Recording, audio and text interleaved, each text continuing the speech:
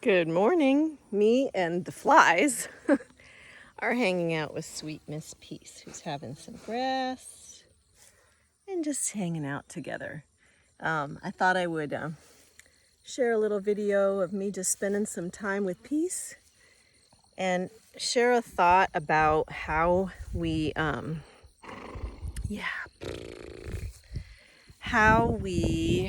address, face, look at, process, transform, all great words. Good morning, Bella.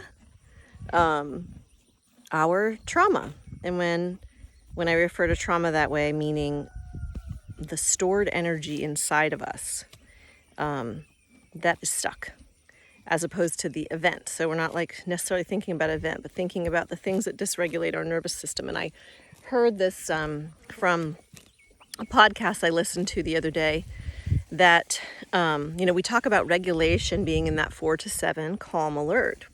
And that's wonderful. But we also know that sometimes we need a little adrenaline. We need that stress response, whether something dangerous happens or like a deadline at work, or we've got a lot of projects to do and we sort of need that energy to come up. And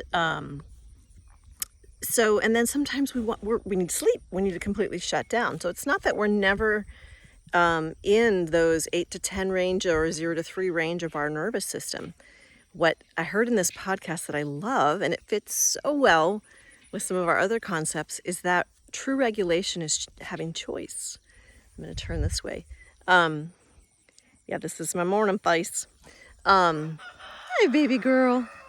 Come up this way so you can see her in the background. She's trying to find a shady spot. It's been so sunny and hot here. But choice. So what that would look like is if I did get triggered up into an 8 to 10 response and I couldn't come down, if I didn't have choice to use my tools and to come back down into a regulated state, that would be dysregulation, or should I say come back down into a calm alert 4 to 7.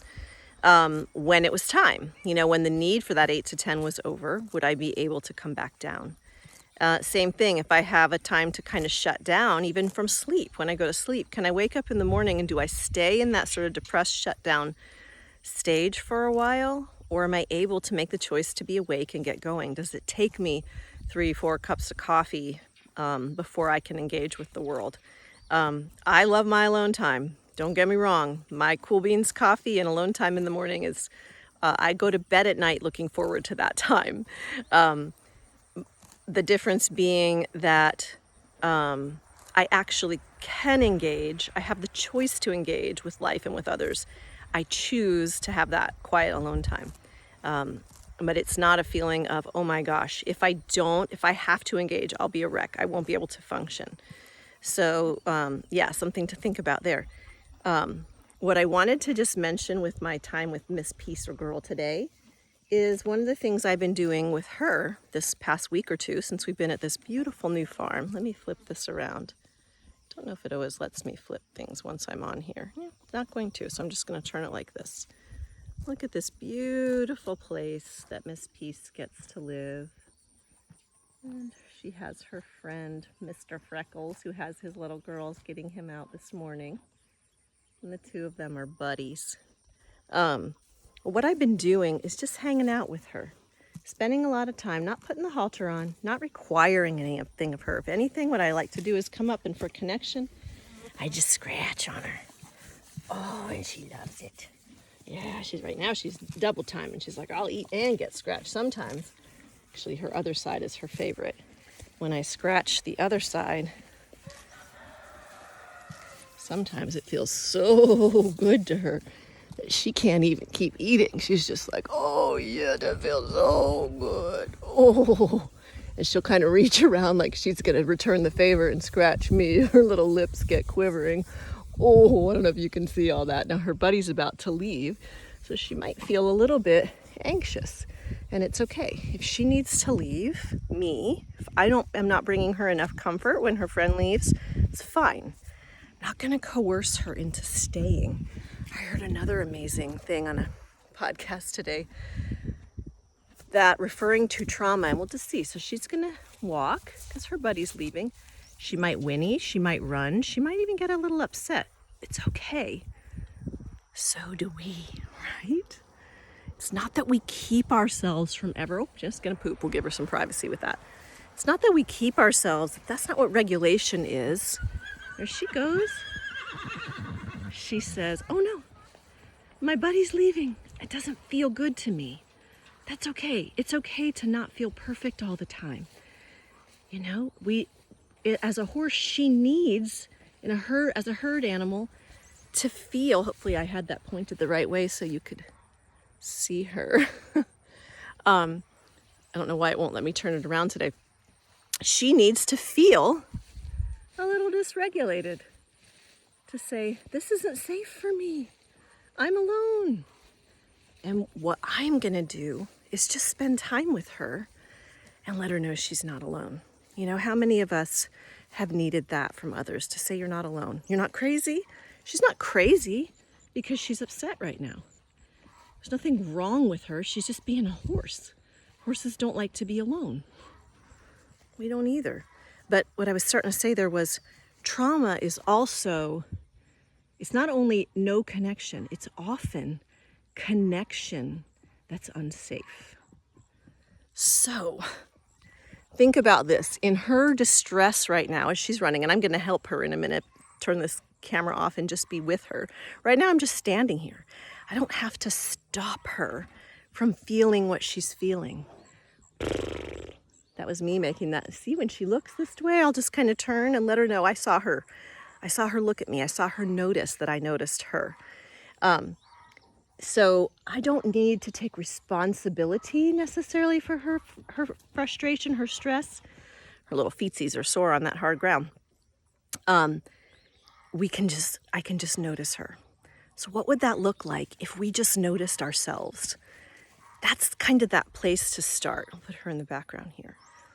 When I have an activated response in me, instead of judging it as bad or I handled that right or what's wrong with me, I can just step back and notice and say, that's interesting. And that's what I'm doing here with Peace. I just match steps with her sometimes. When she's walking, I'll walk with her. And then when she notices me noticing her, I'll just stop and kind of turn my shoulder away. And she goes, interesting. I guess I'm not alone. So she's just looked at me, so I'm going to turn. And this is sort of what it looks like for us to notice ourselves. Sometimes we may not have a safe connection in life, right? A person that we can go to. I'm hoping that here I'm becoming safe. And if you're not, if anyone else is listening to this video at some point that's not on Becoming Safe, you can check that out at becomingsafe.com, and I'll put a link below here. One of the things we do is show up for each other.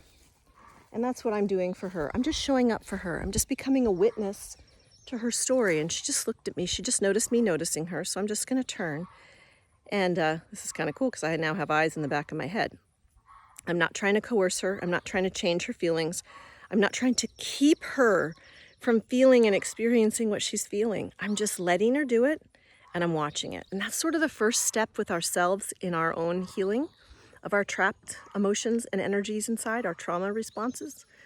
At first, we sometimes just need to notice ourselves noticing and show up for ourselves and say, whew, that's interesting.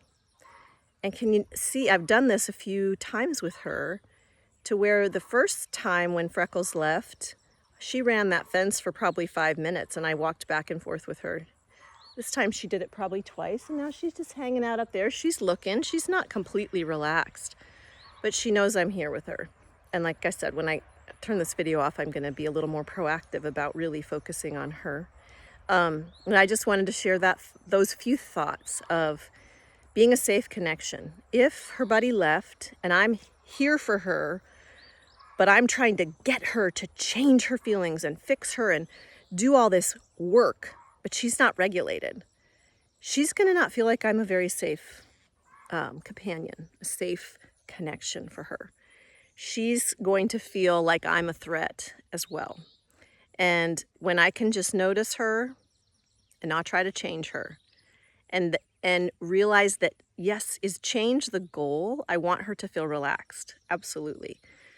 But I want her to feel relaxed. I don't want to make her feel relaxed. I would like her to feel relaxed. So what I'm doing is being there for her. Can we do that for ourselves? Can we kind of cause that to be a first step? Just sort of step back and notice. I like to see myself as seated under the Most High, Source, Creator, however you see it, Elohim, force of all forces. And that me is the one that's this me in the pasture with peace, going, I'm good, I'm safe. I am going to just sit here and notice you. And then the parts of me that are going, blah, running the fence line, I just notice them and I let them notice me. I see you, I hear you. So instead of saying things like, I'm freaking out, no, I'm good. Part of me is freaking out. Part of me is mad. Part of me is scared. Part of me, whatever. And then I listen to that part when they're ready. Hey, you want to tell me about it? Sounds kind of weird, like we're divided, but we've all felt that way, right? We'll be like, a part of me this and a part of me that, and I don't know how I feel, and da. That's that feeling of being in our distress, running the fence line. If I can be this noticer, this one that pays attention, the observer, step back and observe and just show up and be that presence. This is what it does. It gives her the opportunity, and I'm gonna just walk. Hopefully you can see her. I'm gonna walk this way and see when she just noticed I noticed her. So I know, or I should say I noticed her noticing me, and I did something different so she could notice that I noticed her. And she's talking to her friend. I'm not gonna try to change her or fix her. She might choose to run the fence again. I'm gonna just walk up this way. She noticed me, and I'm just gonna turn and show her that I noticed. So that's what I'm gonna do. I'm gonna spend some time here with her doing that, letting her notice that I notice her until she feels that I'm a safe connection. And if things go the way they have before, pretty soon she'll come over here to me and ask for that safe connection, and then I won't throw myself on her. I'll just rub her little nose and be with her. So maybe meditate on that today. And how does that look if you could show up for yourself when you are like peace, calling out, running the fence line? And maybe you do have someone that can be that present, calm, noticing observer of your life. We can always do it for ourselves. So I love you all, and we'll talk soon.